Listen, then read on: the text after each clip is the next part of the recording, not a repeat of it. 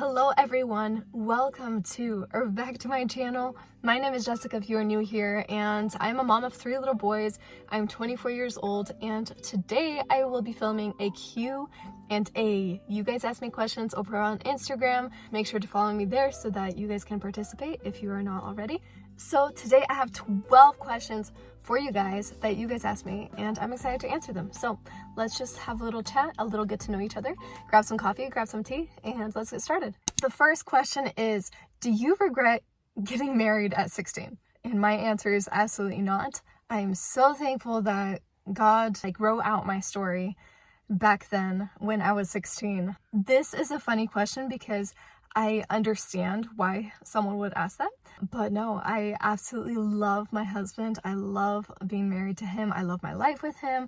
I love our children. Alex is just the most amazing husband, and I would never change my life with him. I would not have changed the time. 16, I was very mature, and obviously so was he. Question number 2, what keeps you going? What keeps me going? God. First of all, it's all God.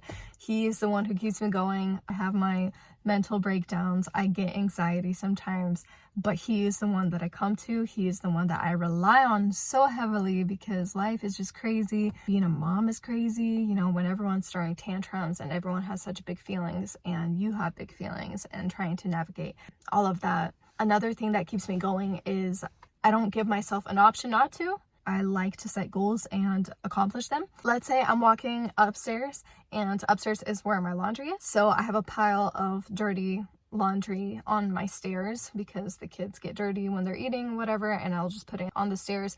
I'll take that dirty laundry, go upstairs, and put it into the washer right away rather than just leaving it there and going upstairs for whatever I needed to do there. Picking things up as I go, even if I wasn't planning on cleaning up this marker stain thing on the wall, I will because I see it and I'm there right now. What's hard about this is, you know, you're trying to multitask and sometimes it takes you longer to get that one thing accomplished if you were just focusing on that one thing, but it also gets things done. As I'm trying to do the thing that I'm trying to do, I will pick up, clean up, see, oh, I need to wash the toilet, I'm gonna do it right now, instead of trying to put it off and not be productive in that way. Try to do everything that you can do today because you never know what tomorrow will bring, and that's just honestly true. But also be satisfied with what you did. Don't beat yourself up about, oh, I didn't get everything off of my to-do list. Be satisfied where you're at. Question number 3. If you had a free day, what would you do? Or what would your perfect day look like? I have no idea because I don't get free days. It'd probably be riding a horse in some mountains really fast somewhere with music, with AirPods and music. That would probably be my ideal day. But realistically, since that's not happening, either spending it with my husband and going somewhere to a different little town and hanging out with him, or getting some alone time because I really don't have any of that right now. That might be lame, but I will start thinking about it just in case it ever happens. Question number 4 is, what curriculum do you use? I use My Father's World, and I have been really loving it. It is a Christian-based curriculum, and it's very easy. It's teacher-friendly. I have a teacher's manual, so every day it's written out for me what I have to do, what I have to teach, and that's been really, really nice. I try to look over it in the mornings before the kids get up so that I know what I'm teaching, and even if I don't have time for that, then it's still pretty easy for me to catch on, and it provides all the materials that you would need. It's very convenient. It's easy to follow. I've been loving it so far. We're into the 2nd month, or almost 3rd now. Wow. And the kids have been loving it too. This sweet girl, my husband's sister, asked me, what is your favorite thing about me? And I'm like, really? That's what you're gonna ask me for my Q&A? But my favorite thing about you is how you keep going. You are a very bright person, energetic, and caring person, so keep at it. Question number 6 is, what do you find most challenging in your life right now? I think it's just like balancing everything that I need to do. I have so much things that I want to do, books I want to read. A large section of my life is church-based. So there's a lot of different things that I love to do, and my life is so full that it's hard to find the balance for extra things like when I should film videos, different things like I want to continue learning how to sing. I have to read through the words in Russian for our church because I sing in our worship group, so that's been amazing. I love it. But just, yeah, trying to find the time, like when should I go read my words? When should I go prepare leading a group with this book? When should I wash the kids and do the laundry and film the video? And just to grasp everything that I have to do and to do it well and to be productive in the day. That's probably the most challenging thing right now, is just to plan everything out and to do it all like diligently to be productive. Question number 7 is, what made you start YouTube? This is a good one, a complicated one maybe. Maybe it's not so complicated because it's actually very simple. I wanted to start YouTube. I wanted to share what Jesus is doing in my life, how much he loves me and provides for me, and to share and be a testimony to people, specifically mothers, hopefully helping other mothers out, giving some practical ideas of how I do things around the home, and maybe that would help somebody. I wanted to be encouraging and ultimately just to point to Jesus and how wonderful and beautiful he is, and to grow his kingdom. What is your dream job? And that is to be a midwife. I have always loved birth, pregnancy, and everything in between. I have such a passion for that, and yeah, maybe in the future I can do that, maybe not, I guess we'll see. But that is something that I love very much. Question number 9 is, what book or movie impacted you the most growing up? I can't really think of a movie or book that impacted me the most growing up, but I can remember one that I watched maybe like 6 years ago, and it's called Life is Beautiful. It's basically based on the Holocaust and the Nazi death camps that they had and everything like that. I just remember a clear part where they're taking a dad and his son, and obviously like this is so scary, it's like terrifying place to be in, and the dad kind of makes it into a game. He says to the little boy like, okay, now it's time to hide, we're gonna play hide and seek, and the boy goes off to hide like under the beds or whatever. And just like the dad's attitude towards being in this situation, being in this crazy awful place in life, but his attitude made the boy not scared or not as scared. The way that we act as parents is so crucial to the way that our kids are going to act, how they're going to react to a situation. That really stood out to me, that I am the one who sets the tone in our home. If I'm going to be mean and groggy and upset, then my kids are going to be the same way. So just to understand, like, what am I mirroring and who am I trying to be? How am I trying to be like Jesus in our home? So that's a movie that influenced me, and I just see that's very true in my own life. Question number 10. What is the most exciting adventure that you've ever been on? I think it's our traveling. When Alex and I got married, we went to Mexico and then 3 different places in Russia and to Paris. And then the next year we flew to Italy, and we were in Rome, Florence, and Venice. And then we also went to Russia because his grandparents lived there. And it was just such a precious time, just so much fun memories. Me and Alex were getting to know each other, you know, as a couple, growing together, but also traveling the world, experiencing new foods and cultures and places. And it was beyond what I can describe, and I'm so thankful that we did that. You know, right now we have kids and we're not able to do that extravagant adventure, but it's such a special memory. And yeah, I actually vlogged it all. Like, this was like 7 years ago.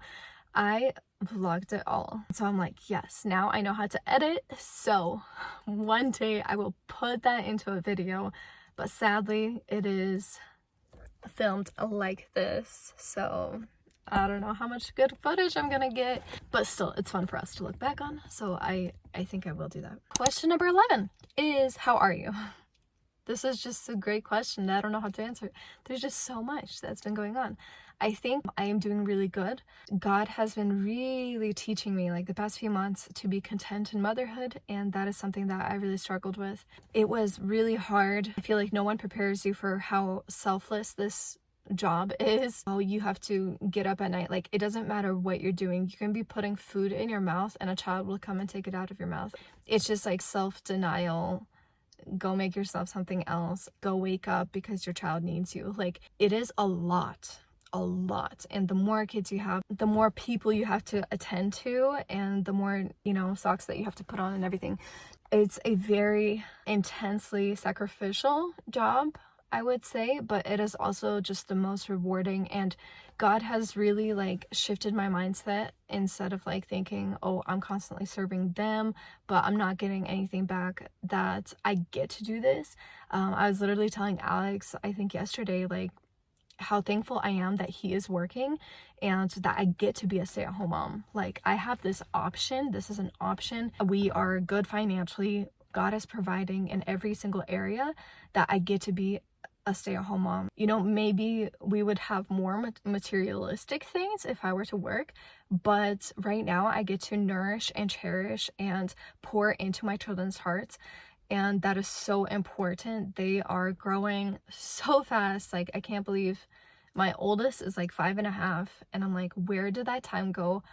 Just in that little amount of years, he's gonna be 10.5, and then I don't even know what happens later. Like, it goes way too fast, and I don't want to miss this opportunity, because I can get stuck in the lie that like, oh, this is going to be forever, these tantrums are going to be forever, but that's really not true. And I see that as I have like more kids, as I see them grow up, and it's like, whoa, this didn't last forever. It did last for a short amount of time, and that's the beauty of it. Like, they grow up, they change, they evolve into beautiful little boys, into having their own personalities and everything, and just to guide them and be there for them, to wipe away their tears and to help them navigate through this life is such a blessing. Yeah, so through the hardships, I try to remember that, and God's just been really teaching me how to be content. It is such a beautiful thing. I'm just thanking him for that, because I know that I'm not content on my own. I'm not. So he's the one who is cultivating this in me, and I am thankful for him not leaving me to my own sin, but to help me, and he will continue the good work that he started in his children. So probably my primary struggle right now, it was like this last winter too, is my health. My health has been not very good. I've been having a lot of like throat issues, tonsillitis, getting sick like every 2 weeks. I lost my voice for these past 3 weeks. So it's just been very like, like, why is this happening? I need to homeschool. I need to be able to speak. I need to be able to sing for my church. I can't even do videos because I did not have a voice at all. I'll insert a little clip here. Seek first the kingdom of God. So it was bad. Thank God, this is like my 5th day with voice, and it feels fantastic. I love being able to speak to you guys. Anyway, so all that to say, right now they might schedule me to remove my tonsils, which is like a 6-week recovery, 2 weeks where I have to like be in bed and eat ice cream. Sounds great, but obviously it's very painful, and I need to get childcare and all of this stuff. It's just very complicated. So yeah, that's how I am. Thank you for asking. How are you? Leave me a comment of how are you down in the comments below. And I want you guys to answer one of these questions. So whatever one that you guys liked most or that resonated with you, please share it with me down in the comments below. I would love to get to know you guys more. On to the 12th question, which is, what is the best advice that you have ever been given, that you ever received? And I think it's by one of my school teachers in 8th grade. I was leaving to 9th grade, and he pointed at my phone, and I had the Bible app on there, and he was like, this is where you're gonna get all your answers. That teacher made a huge impact on my life, and yeah, is to read your Bible, to pray every day through the day. Life is hard, and we all go through our own difficulties, but God is there, and he knows better than anyone else can.